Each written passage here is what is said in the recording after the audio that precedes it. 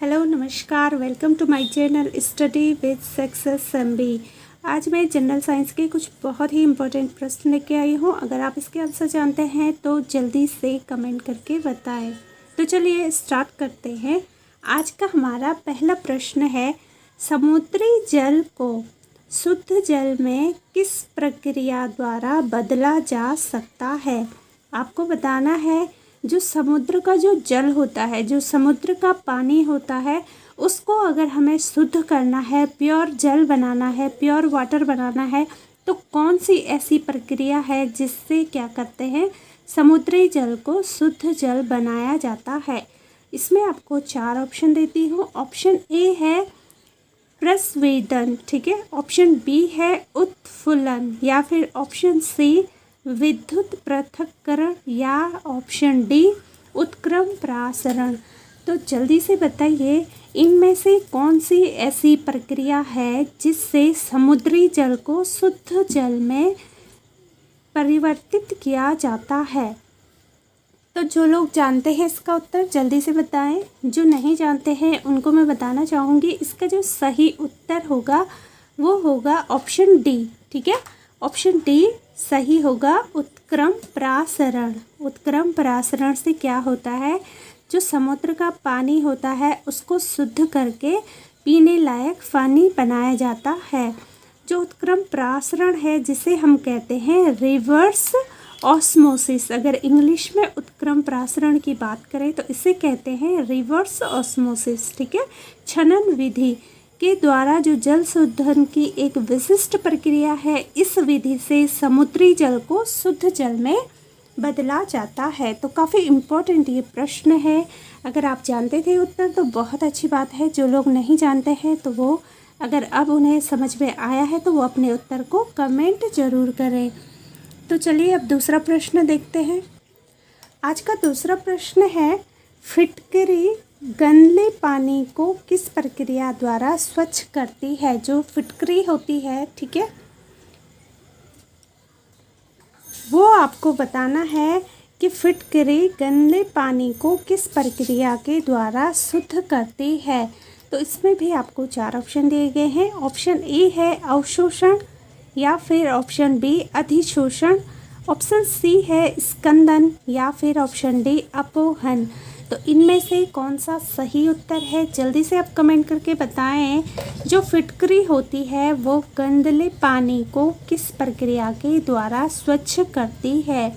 तो इसका जो सही उत्तर है वो है ऑप्शन सी, ठीक है। ऑप्शन सी सही होगा। इसमें जिन लोगों ने उत्तर कमेंट किया है उनके लिए एक बार क्लैपिंग। बहुत ही अच्छी ये बात है। जो लोग जानते हैं, मोस्टली कुछ लोग ऐसे हैं जो हमेशा वीडियोस को देखते हैं और हमेशा वो कमेंट करते हैं, हर प्रश्न का उत्तर वो देते हैं। उनको मैं थैंक्स कहना चाहूँगी कि वो लोग इतना सपोर्ट करते हैं। सलोनी और कई लोग हैं ऐसे जो मेरे हर प्रश्न का उत्तर देते हैं। आप लोगों की तैयारी बहुत ही अच्छी चल रही है। मुझे पूरी उम्मीद है कि आप ज़रूर सक्सेस होंगी। तो देखिए, जो फिटकरी है ये आपके स्कंदन के द्वारा क्या करती है, जो गंदा पानी होता है उसको शुद्ध करती है, ठीक है।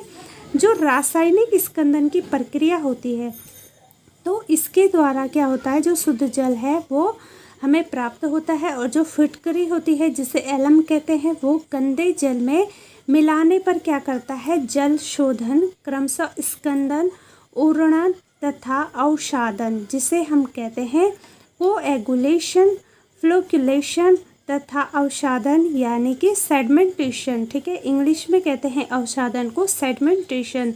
तो इनके द्वारा क्या होता है, फिटकरी क्या करता है, शुद्ध करता है जल को। तो इसके परिणाम स्वरूप क्या होता है, हमें शुद्ध जल प्राप्त होता है। तो ये पूरी प्रक्रिया है कि फिटकरी से कैसे पानी को शुद्ध किया जाता है। और इससे पहले मैंने आपको बताया कि जो समुद्र का जो पानी होता है, जो नमकीन होता है, अगर उसका स्वाद आप देखें तो नमक की तरह होता है, उसको अगर हमें पीने योग्य बनाना है तो उसको हम कैसे बनाते हैं, तो वो सब हम डिस्कस कर चुके हैं। अब हम अगला प्रश्न देखते हैं। तो चलिए इसका आंसर जल्दी से बताइए। वनस्पति तेल से, जो वनस्पति तेल होता है उससे वनस्पति घी बनाने में प्रयुक्त होने वाली गैस का नाम बताना है। आपको मुझे बताना है जो वनस्पति तेल से वनस्पति घी बनता है, ठीक है। ध्यान से आप प्रश्न को सुनिएगा, समझिएगा। वनस्पति तेल से वनस्पति घी बनाने में जो प्रयुक्त गैस होती है, हमें गैस का नाम बताना है, प्रक्रिया का नाम नहीं बताना है, गैस का नाम बताना है कि कौन सी गैस क्या होती है, प्रयुक्त होती है, यूज़ होती है। तो इसमें जो हमारे ऑप्शन दिए गए हैं वो 4 से ज़्यादा ऑप्शन हैं। तो देखिए क्या क्या है। ऑप्शन ए है हाइड्रोजन, ऑप्शन बी है ऑक्सीजन, ऑप्शन सी है नाइट्रोजन, या फिर ऑप्शन डी कार्बन डाइऑक्साइड। और इसमें ऑप्शन ई भी है आपके लिए, आप देख सकते हैं। ऑप्शन ई में है उपरोक्त में से कोई नहीं या उपरोक्त में से एक से अधिक। तो जल्दी से बताइए अगर आप जानते हैं इसका उत्तर कि वनस्पति तेल से वनस्पति घी बनाने में कौन सी गैस प्रयुक्त की जाती है, कौन सी ऐसी गैस होती है जिसका प्रयोग करके हम जो वनस्पति तेल होता है उससे घी बनाते हैं, ठीक है। तो जल्दी से बताइए कौन सी ऐसी प्रक्रिया है। तो इसका जो सही आंसर होगा वो है हाइड्रोजन, ठीक है। हाइड्रोजन गैस का यूज़ करते हैं वनस्पति तेल से घी बनाने में। देखिए जो वनस्पति तेल होता है इससे वनस्पति घी हाइड्रोजनीकरण, अगर प्रक्रिया का नाम पूछे तो वो होगा आपका हाइड्रोजनीकरण प्रक्रिया। लेकिन अगर गैस का नाम पूछता है तो वहाँ पे आपका उत्तर होगा केवल हाइड्रोजन, ठीक है। याद रखिएगा हाइड्रोजन अगर आपको याद है तो आप इसकी प्रक्रिया को आसानी से बता सकते हैं। हाइड्रोजन क्या है, गैस है जो प्रयुक्त होती है वनस्पति तेल से घी बनाने में। और हाइड्रोजनीकरण क्या है, एक प्रक्रिया है जिसके द्वारा क्या होता है वनस्पति तेल से घी बनाया जाता है।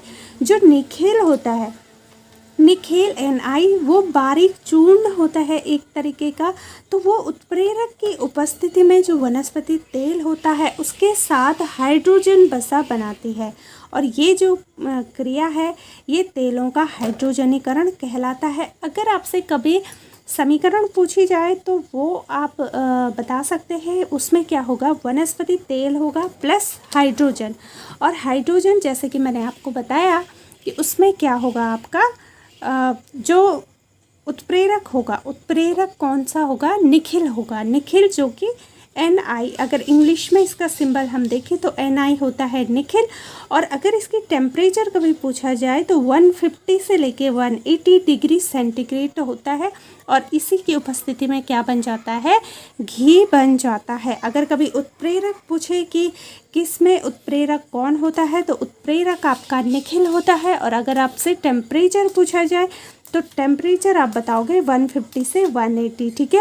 और गैस पूछी जाए तो हाइड्रोजन, और कौन सी प्रक्रिया पूछी जाए तो हाइड्रोजनीकरण। तो ये मैंने आपको एक प्रश्न से कई सारे आंसर बता दिए हैं। यहाँ से आप 4-5 प्रश्नों को सॉल्व कर सकते हैं। अगर कुछ भी पूछा जाता है तो एक ही प्रश्न से आपको कई सारे उत्तर मैंने बता दिए हैं। तो उम्मीद करती हूँ आपको ज़रूर पसंद आता होगा। वीडियोस अगर अच्छी लगती है तो लाइक करें, शेयर करें और कमेंट करके ज़रूर बताएं। और अगर आप चैनल पे नए हैं तो चैनल को सब्सक्राइब ज़रूर कीजिए। अब आज का मैं अंतिम प्रश्न आपसे पूछूंगी, ये आज का लास्ट प्रश्न है। इसके बाद के प्रश्न मैं आपसे अगले वीडियोस में डिस्कस करेंगे। देखिए कौन सी गैस है जो नोबेल गैस कहलाती है। तो चलिए मुझे बताइए कि जो नोबेल गैस है वो कौन सी गैस कहलाती है। काफ़ी इम्पोर्टेंट है, कई बार पूछा गया है। MPPCS के प्री एग्ज़ाम्स 2016 में भी ये प्रश्न पूछा गया था कि कौन सी गैस नोबेल गैस कहलाती है। और ये आगामी परीक्षाओं के लिए बहुत इम्पोर्टेंट है, जनरल नॉलेज के हिसाब से भी और जनरल साइंस के हिसाब से भी। तो ये पूछा जा सकता है, इसलिए आपको बार बार कह रही हूँ, काफ़ी इम्पोर्टेंट है। तो ध्यान से देखिएगा कि कौन सी गैस नोबेल गैस कहलाती है। ऑप्शन ए है हाइड्रोजन, ऑप्शन बी है ऑक्सीजन, ऑप्शन सी है हीलियम, या फिर ऑप्शन डी है कार्बन डाइऑक्साइड। तो जल्दी से मुझे बताइए कि कौन सी गैस नोबेल गैस कहलाती है। अगर आप जानते हैं जल्दी कमेंट करें, नहीं जानते हैं तो मैं आपको बताना चाहूँगी। इसका जो सही उत्तर है वो है हीलियम, ठीक है। जो हीलियम होता है वो नोबेल गैस होती है।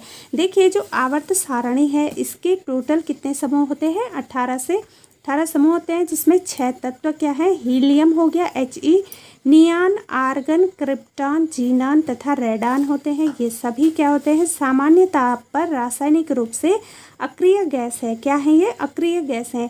तो ये जो गैस है ये उत्कृष्ट धातुओं जैसे प्लेटिनियम एवं गोल्ड जो कि सोना होता है इसके समान मुक्त अवस्था में पाई जाती है। तो इससे जो रासायनिक क्रियाशीलता होती है उसका अभाव होता है, अतः इन्हें क्या कहते हैं, उत्कृष्ट गैस या नोबेल गैस भी कहते हैं। क्यों कहते हैं ये भी बता दिया है, किस किस को कहते हैं ये भी बता दिया है। तो काफ़ी इम्पोर्टेंट ये जानकारी है। अगर आपको अच्छी लगी तो ज़रूर बताएं। चलिए फिर आज के लिए इतना काफ़ी है, हम मिलते हैं अपनी अगली वीडियोस में। तब तक आप अपना ध्यान रखिएगा। Bye and take care.